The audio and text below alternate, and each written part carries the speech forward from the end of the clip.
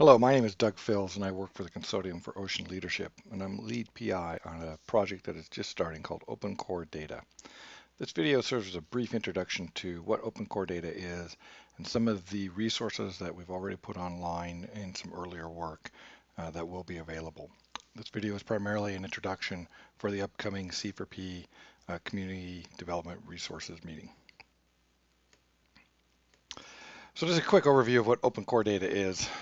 So Open Core Data is mostly an effort between two facilities, CSDCO for the continental scientific drilling and JRSO, which is the Geodesic Resolution Science Operator, which operates the JR drill ship for ocean drilling. So the holdings of these two facilities are around the scientific drilling efforts funded by the National Science Foundation.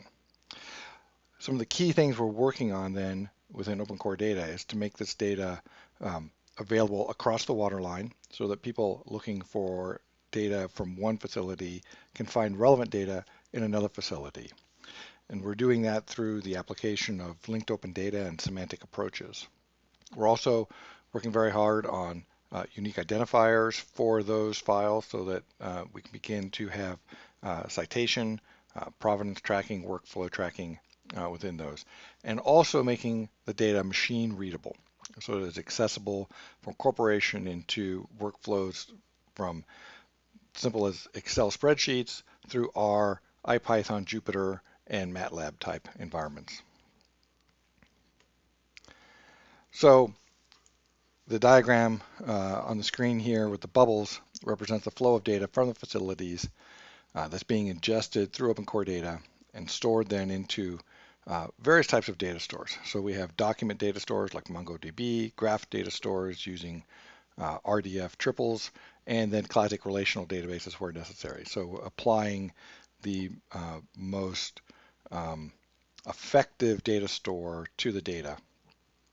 The user-facing elements then represent the work that we're doing both in semantics and linked open data, REST APIs, and bulk access to the data for machines. This would also involve then the linking in of the vocabularies through SCOS or OWL ontologies. And then the top level represents the access of this to the various tools that might be out there, right? Additionally, we want to make the machine holdings, or the data holdings of Open Core Data available to domain-specific repositories like Neotoma, paleobiology, Magic for paleomag data, and others, so that people can come into the data that is represented by these two facilities and extract with proper citation and provenance the data that's relevant to their community and incorporate it directly into their holdings. And so that's one of the things that this award will be working on. The green circles off to the side represent that we are working with external services and external groups like IEDA, right?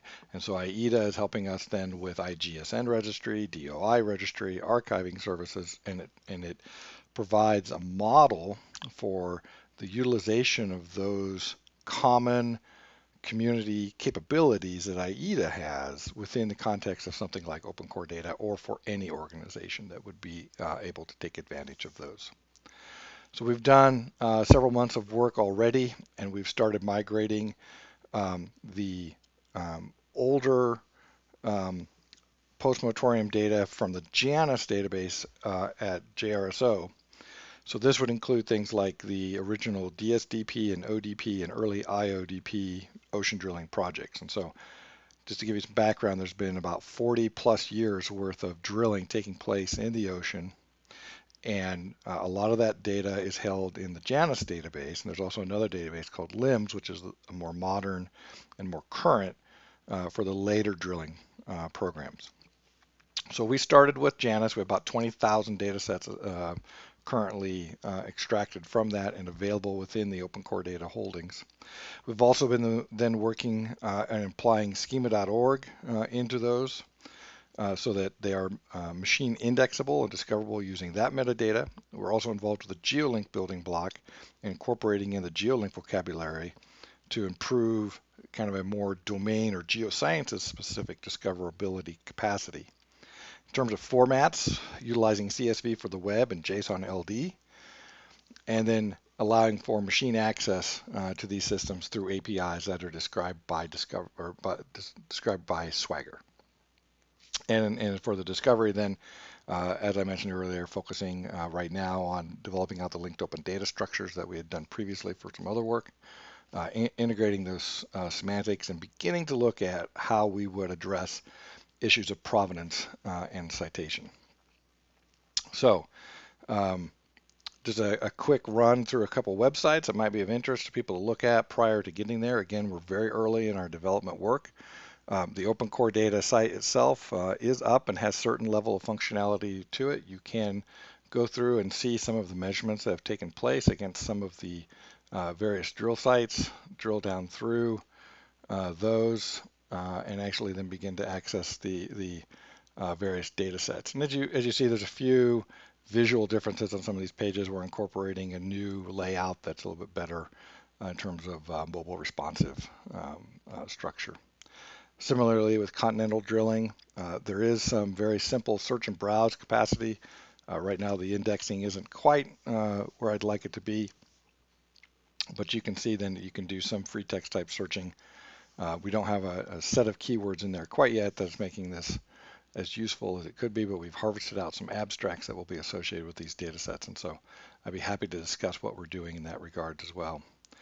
Again, working on some beginnings of map interfaces through Leaflet. We have a GitHub repository available, so if you want to take a look at what's available there, you can.